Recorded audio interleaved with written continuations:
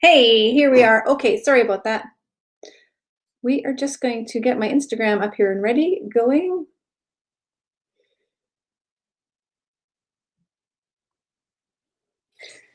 All right. Okay, so we're back. Little technical difficulty there.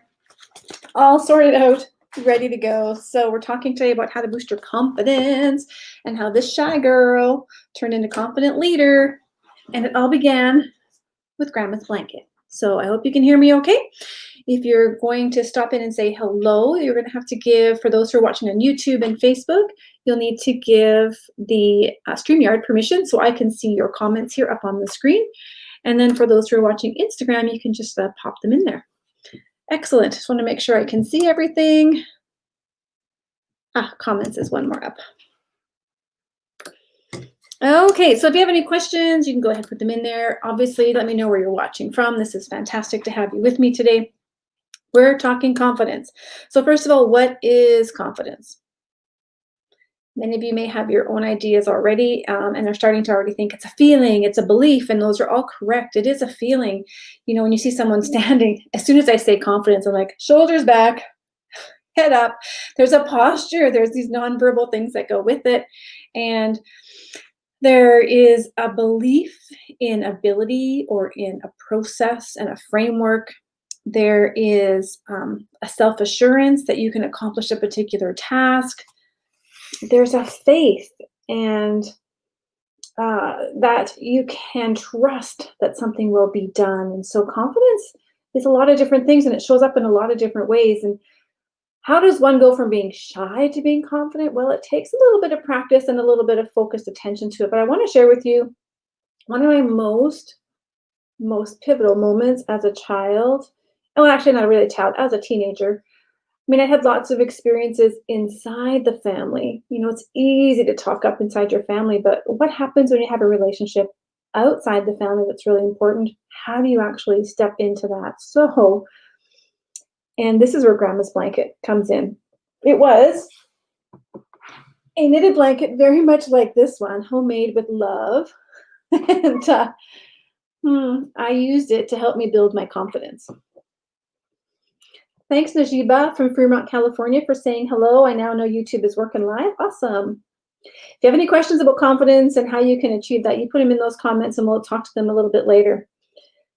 So when I was about 16, I had finally been asked out by this fellow named Tom. He was my high school crush. He was also our neighbor. We lived out in the country, so there wasn't a lot of people to hang out with and visit. And so one day he picked me, and I was so excited. And as relationships go, in this one in particular, we had a few troubles at the end, and he was ready to go places that I wasn't ready to go. And so as a result, we ended up breaking up. And I was devastated because this was my life partner. I was already envisioning the white fence, the two kids, the house, the yard, he was going to be my forever. So I definitely didn't want it to be over, and this shy person didn't know how to have the conversation. Didn't know how to really ask questions to figure out, what did I do wrong? What can I do better? And really, how can I get you back? And so I decided I was just going to have to do it. I was so nervous. I had like the biggest pit in my stomach. I was probably like sweating for days just thinking about it. And that was back in the day, long before cell phones existed. So I couldn't creep him on his Facebook. I couldn't follow him on Snapchat. I couldn't just text him and say, hey, I miss you. I physically had to phone him or go to his house to ask him to have this conversation. Now, for a shy person, that's a lot. And when I had to make the phone call, we're not talking like, on your phone, dial it up, send it out. It was like the one on the wall where you go, and there was lots of times as I'm dialing the numbers, I had a lot of time to think about, oh my God, what are you doing? Why are you doing this? And so a lot of moments where I could have just as easily said, not doing this, forget it, not worth it. But I was so committed to wanting to figure out how I could be better so I could win him back. right? If you've ever been in a situation like that, pop it in the comments. Make sure you're giving Facebook the permission to send it into StreamYard so I can see it live. Hey, Mrs. Bubbles, nice to have you back from Virginia. I'm just going to call you Mrs. B if that's okay. I like that, Mrs. B, but you have to let me know. And so if you've ever felt that pit in your stomach because you know you're about to do something that you wouldn't normally do, that you didn't think you had the courage to do or the confidence to do, but somehow you were just so committed to the outcome that you're going to do it, let me know, because I don't want to be the only one. In fact, I know I'm not the only one. So I ended up calling him. He agreed to come over. And we had the conversation. And at the end of the day, I didn't achieve my objective. I didn't win him back. I'm going to tell you maybe why in a minute.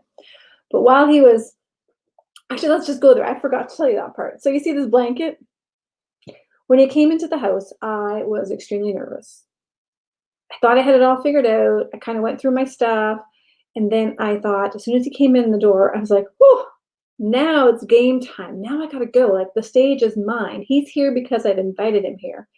And I've kind of like got all this prep work ready, and I thought about some things and what I want. And now he's physically here in front of me. And I don't know what to do. So we sit on the couch. Actually, he sit on the chair and I sit on the couch. And kind of like that 45-degree, like we're halfway committed to talking and halfway feeling really awkward and want to like put more space between us. And I realized, okay, girl, you brought him here. You need to do something. And so I was flushed with red. I was hot.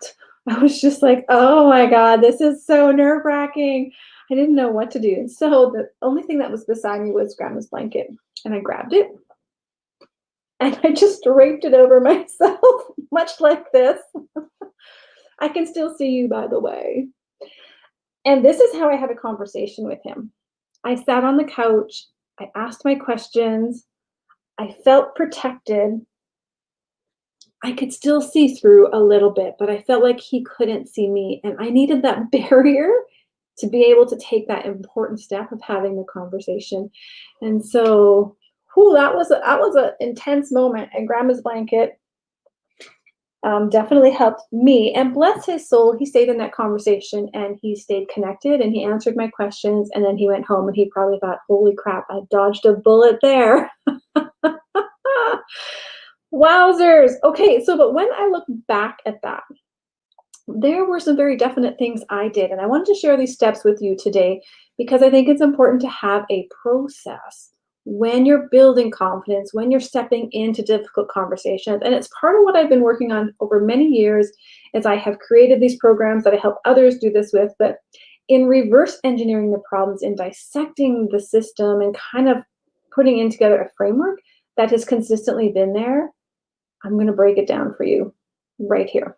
Now, there's several steps, but number four is probably the most important, and we're going to get to that one soon. So don't go way too far because it won't take me long to get to number 4, but get a pen and paper.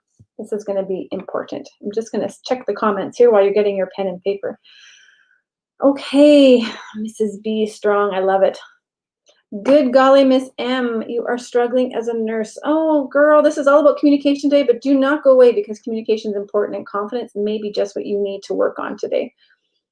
Adham from Jordan. Hey, I had an Adham in my class when I was a teacher. I love that name. Studying nursing at, what's it say? Just University. Nice. Thanks for joining today, guys.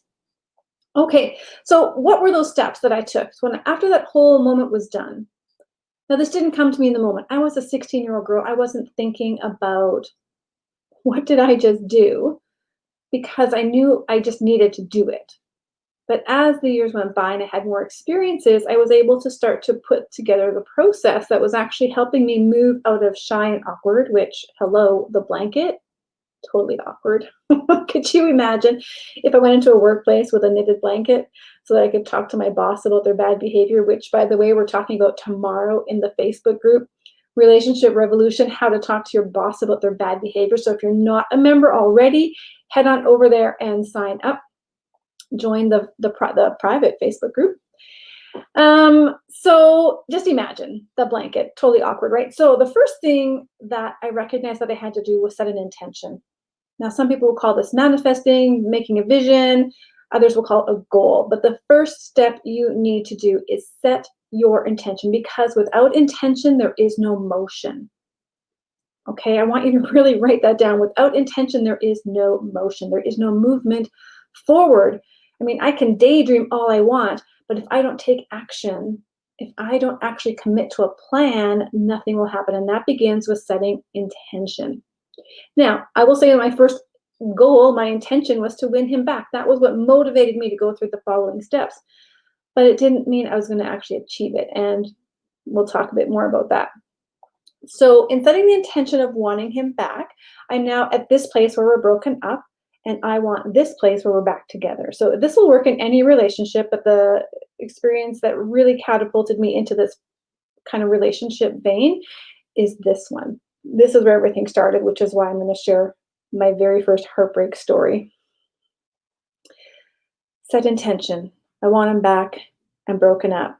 So you see all this gap between these two hands. How am I going to get there? What lies in between this is the steps that you take to go from where you are to where you want to be. And so the second step I would suggest that you add into there is set a deadline. Mrs. Bubbles, I'll put a note in a comment when we're done. Bring that question back up. Mrs. Bubbles is asking, I'll just put it up here. How do I join the private Facebook group? So you look for relationshiprevolution.ca. I wonder if I have a picture of it. And I may still, nope, I took it down. And then you just request to join. That's it. Super simple, easy. Okay. Okay, step number 2 is to set a deadline. This is one of my favorites. This is one that when I'm helping people and coaching people that they resist the most, because the first thing I get is, well, can I do this tomorrow? And depending, I'm not going to say it's a right out no, but most of the times the conversation that they need to have needs to happen fairly soon and not wait till tomorrow or next week when you might see this person again. Because what happens is when you wait too long, and I just had this in a conversation today, is that it becomes less of an issue because we've already buried it inside. We haven't resolved it. We've buried it inside, and we just have adjusted and accepted. And a part of us dies every time we don't step into those conversations. When you set a deadline, it increases the likelihood that you will step into the action that you need to. And it's very intentional action. It's very intentional and inspired action are the words I often use. So if there's a lot of holy shit moments that happen in this process, I will tell you, because the first time you set the intention, okay, I want him back, and then you have to start down this path to get there, there's a lot of holy shit moments, and you're thinking, oh my God, why am I doing this? Oh my God, can I do this? How do I do this? So this is your first holy shit moment, is when you set a deadline. Is some people go, okay, this is real, and they start to hyperventilate. Just breathe. It's not going to harm you in the end of the day. I didn't die. Nothing bad happened to me when I had that conversation with Tom. And in fact, at the end of it, I felt pretty good that I was able to have the conversation. So 2 things are going to happen. One, you're going to procrastinate, and you may actually get into purposeful preparation. So when you set a deadline, you then have to take the next steps to get towards that deadline. And so for me with Tom, it was calling him and asking him to come over at a specific day. So we had set that up. We had set that time up, and there is both fear and momentum that comes in that process. When you create a deadline, there is the fear that, okay, now I have to do the work. There's also the momentum that, okay, now I have to do the work. And depending on how long you sit in fear will depend on how fast you get to your deadline. So the thing we want to avoid is, and I go back and forth. I can go procrastination, prepare all day long. At the end of the day, though, I'm focused on preparation, very purposeful preparation. And so if you're stuck in procrastination, you may experience feelings of fear. You may start to say things like, I don't have a process. I don't have a plan. I don't know the pathway. I'll just push that deadline off a little bit more. And what happens is, as we push the deadline away further and further and further, we have no motivation to actually become purposeful in our plan, because we will just continue to minimize its importance. And so the goal is to stay in preparation. And preparation not only gives you momentum, but it's going to help to reinforce and recommit to your goal that you set at the very beginning, that intention, that vision, that manifestation that you want. And in this case, it's improving a relationship. And then it will help you to figure out the next steps, because you'll have to sit and you go, okay, what do I need to do next? What is my next smallest thing that I need to do? Well, for me, it was calling Tom, setting up a time. That was the deadline. And then after that, I had to think about, okay, where are we going to meet? Obviously, he was coming to my house, but are we going to meet in the bedroom, in the living room, in the lobby, outside? So I had to kind of think about, where's the best place to meet? Will I ask the family to get out of the house for this conversation so it can be private? Will I offer him food and drink? Like, all those then details start to come into play as to how am I going to set the scene to actually go into the next step, which is the conversation. So setting the stage becomes really important in this planning, and it helps you to get those little micro pieces in order so that you can actually move forward. So we have setting an intention, giving yourself a deadline, and then going into purposeful preparation. Those are your first 3 steps. Now here comes your next big holy shit moment, because as you're working through these things, you're starting to build confidence, you're starting to build skill, you're starting to build your emotional intelligence as you're putting these pieces together. And then our inner critic pops in. You know, the person that sits in your head and tells you, what the H are you doing? You can't do this. Why are you doing this? He's not going to take you back. You're never going to save this relationship. And they're the ones that don't believe in you. So step number 4 is you need to believe in yourself. And that voice that's inside your head is there to protect you, but they can't actually discern between good experiences and bad experiences. And so what happens is they're just going to say no to everything. And you really need to believe that you're capable of this. And how you build that belief is by looking at your past experiences. We've all had relationships where we have felt comfortable sharing and talking about our struggles and our disappointments. But now I need to transfer it into this relationship that matters a whole lot more to me. That's very personal. I really want this relationship to work, and I need to believe that I'm capable of doing this. This comes back to that definition of what is confidence. It's a trust, it's a belief, it's a feeling that you have a process and a framework to achieve a result. And that's what this kind of showed me, is that I didn't maybe have all the answers back then, but I had a good chunk of the process figured out just by happening into it, by having a commitment to this goal. Now, if you have stumbled across some of these, let me know in the comments and share with me how it went for you the very first time you had to have a really hard conversation. Just going to share this here, Adham. I see your comment there. I like your confidence now while you talk about your really harmful story. Oh, it was just so heartbreaking because I really wanted him to be my husband. Young love, right? But the same thing, I have had this repeat in my professional life with bosses. Again, we're talking about that tomorrow. With bully supervisors, with intimate relationships. I have traveled the world in terms of relationship challenges. And as a nurse with patients, families, colleagues, all of it, they are now my favorite conversations. Challenging conversations are my favorite because I feel like I have a really good process to navigate them. So now, after we have gotten through the believing in yourself, because this is where that emotional energy will intensify and you'll start to doubt whether I should do this. Maybe I should call it off. Maybe I should keep going. And you're going to really have a bit of a battle in your brain. But if you don't believe in yourself, your inner critic wins. And you're going to lean into that negative feeling, and then you will call the whole thing off. You will never do the thing that you need to do, that you want to do to get where you need to go. If I had not believed that I was capable of having this conversation, like honestly, I didn't know I was going to need grandma's blanket to get me through it. I thought I was stronger. I thought I was more capable. But when I got right into the middle of it, I was like, holy crap, this is hard and I'm alone and I need some support. Grandma's blanket was the closest thing. So I'm really happy I had it there because it gave me the courage to go into the next step. And I can tell you, I've never had to use grandma's blanket since, but I did need it then. And as awkward as it was, it helped me get through. So we don't want to get into the the negative side of disbelief. We want to get into the place where we do believe ourselves, where we're saying it's okay to feel nervous. This is something new. We haven't practiced it before, and we're going to practice and put it into a play all at the same time. This is the mind's arena. The mind loves to be in these situations because that's when it can toss out different ideas and different stories and different words to see what's going to work. The pit in your stomach is okay. It's telling you that you're going into a place of growth right now and that you may not be quite aware of what's going to happen on the other side, but that you know you're going to be okay to get through it. And so we need to push forward through that belief, okay? And then this is where your nonverbals and your verbals and your self-talk is so important in step 4. Believing in yourself and changing the voice in your mind away from doubtful conversation into hopeful conversation. I mean, just at its fundamental level, we didn't know how to walk when we were born. We had to figure that out. We had to figure out how to talk, how to eat. All of those things were made possible because we had this innate belief in ourselves that we could do it.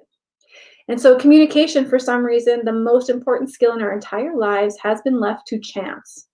We don't get taught this stuff, right? So if you've struggled in your relationships in the past, it is not your fault. You just haven't had the right person to teach you and to guide you through how to do that. And so when we leave that to chance, we have real no, what's the word? Ownership's not the right word. We just take what comes. We don't design our destiny. And I believe that we can design our destiny. So, okay, we've gone through 4 steps. I'm rambling. I know we're going to get to it. We got a few more steps to do. So step 1, set your intention. Step 2, put a deadline. Step 3, prepare, not procrastinate. And step 4 is believe in yourself. Now at step 5, we actually need to take the first step. We need to lean in now to the process. This is where Tom was actually at my door. I invited him in. We're sitting on the couch at that 45 awkward angle. Like, do we face each other? Do we go away from each other? We don't know how to act in this moment. Very awkward. But when you take in the first step, when you lean in, the conversation will come. It may not be perfect. In fact, it won't be perfect. There is no perfect communicator. There's no perfect communication. But by believing yourself to take the first step and to have the first line kind of crafted, you can set out your objectives. Here's why I called you here today. I wanted to understand more about, what happened in the breakup. Why did you leave? Is there anything I did wrong? What can I do better? I mean, those are such fundamental questions in any relationship, just to understand what's going on. And so that was my big SOS moment. That was when I grabbed the blanket, as I said, because I was feeling underqualified, over my head. Is that the right word? Over my head in terms of how do I do this? I didn't know. No one had ever taught me this. And so I had to stumble through it like everybody else. And then the last step, so once you've stepped into that and you've had the conversation, it's going to go where it's going to go. And we have some strategies that we teach people to watch for pitfalls and for that inner critic sneaking in there. We don't want that. But once you finished it, I didn't get my goal, and that's okay. What we had was a good conversation. I felt like he honored me and respected me by staying, even though I was underneath a blanket. And I felt like our relationship was intact at the end of it. Like I could still talk to him today, and I don't feel anything horrible about our relationship. So the last step is to look back. Look back and reflect. Now that didn't come right away. That came years later as I started on this path of coaching and I started to put together the processes and the frameworks that I teach people now. But through that looking back, I was able to see that even though I stumbled through it, I actually had not a bad system and a process. And there were just a few things that I wish I had known better back then. It wouldn't have changed the outcome. He wasn't interested in getting back together. He was on a different place, different path than what I was headed for. But this is the framework that I learned through looking back. And this is part of that reverse engineering problems that I teach people and how to stop, reflect, break down the problem to find the gaps that are missing. We do a gap analysis in our Relationship Revolution Masterclass to help people identify where their gap is so that they can create a very purposeful and intentional plan going forward. Okay, let me just check the questions in the comments here quickly because I've been chatting for a while. Woo-wee. Mrs. B. Okay, we got that one already.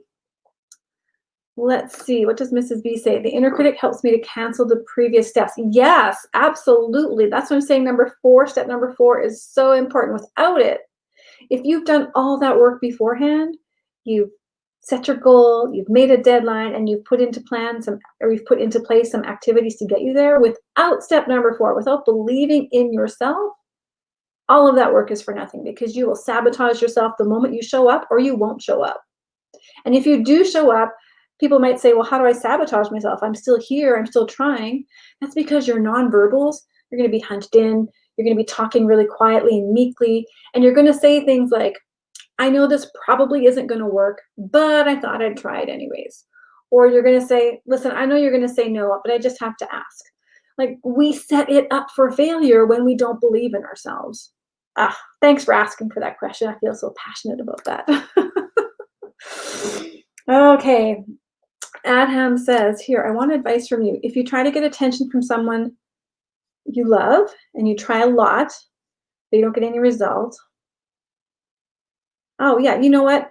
Listen, if you are interested in pursuing somebody and they are not interested in you, there's nothing you can do to change that.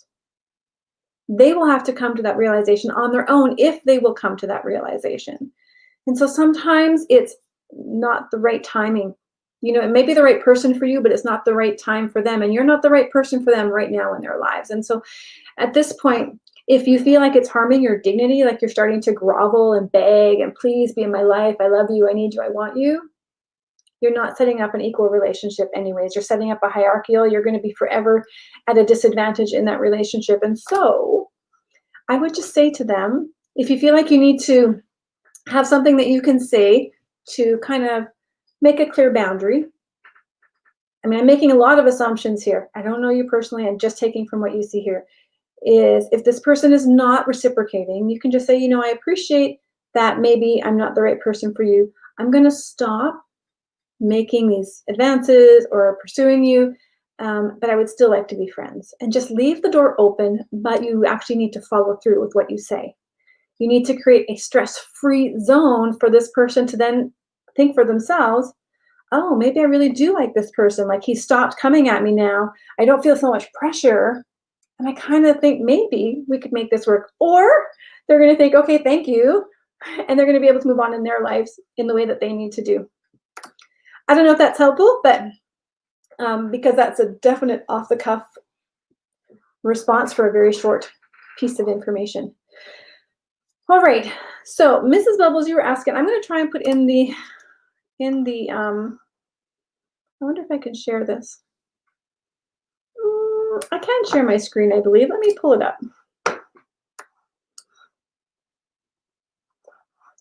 Give me un momento, s'il vous plaît, as I figure out how to share this with you all.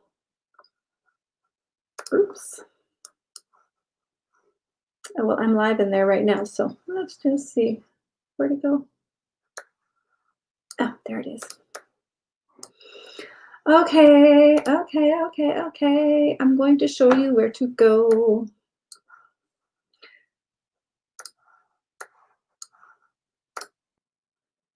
All right, I think I'm sharing my screen. It's not showing that on my side here. What's going on there?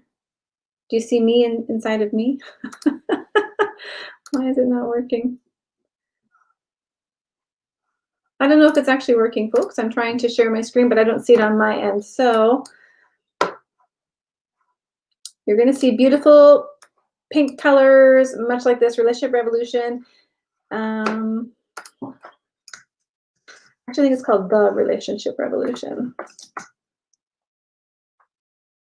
The way you can find it, Ms. Bubbles, is if you just go to relationshiprevolution.ca, there will be social media links on that page to the Facebook group, and then you can find it that way as well. Okay. All right, so what you can do to continue to work with me in an informal way is there is the private Facebook group. There's the page, which where you see me right now potentially. There's the private Facebook group, where on Thursdays we go into deeper content. We just kind of broaden out some of our lessons. And there's lots of free downloads in there about workplace bullying and assessments and things like that. Obviously, you can always join the webinars here. Sorry, the lives here, but there's also a webinar. It's called How to Improve Your Relationship Without the Other Person Changing, without even needing to go to expensive counseling and painful counseling. So that's also on relationshiprevolution.ca. It's actually tomorrow at 6 p.m. Mountain Standard Time this week. So if you want to join up for the webinar, you can continue to learn with me there. And then, of course, I have the masterclass that's starting on January 12th.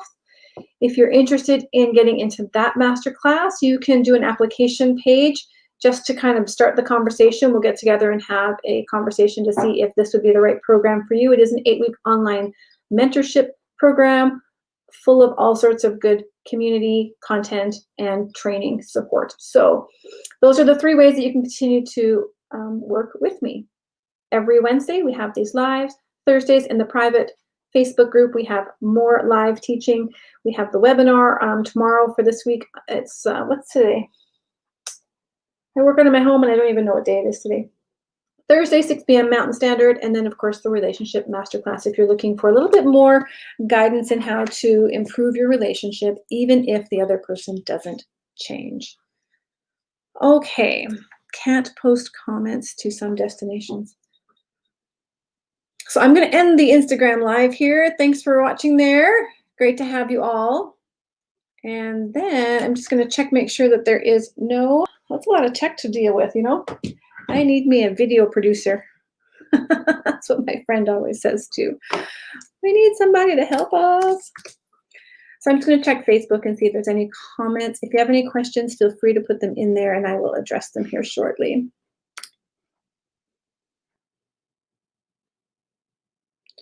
Nothing there. That's good. Okay. Well, thanks for joining. That's all the comments I see there. No more questions. So I'm going to let you go, get back on with your day. I hope the sun is shining where you are, Mrs. B. It definitely was last week. Great to have you again this week. Adham, I hope that was helpful for you as well. Just kind of giving you some ideas around boundaries and expectations and how you can move forward in a still a very collegial way while you kind of sort out what that relationship is going to be looking like. Good golly, Miss M, thank you for joining. And I'm sad to see that you're struggling desperately. I don't know if, oh yeah, you did say confidence is something you need. Yes, we all need it. Stay connected with me and we'll help you get through it, okay? Take care, guys. Have a good day.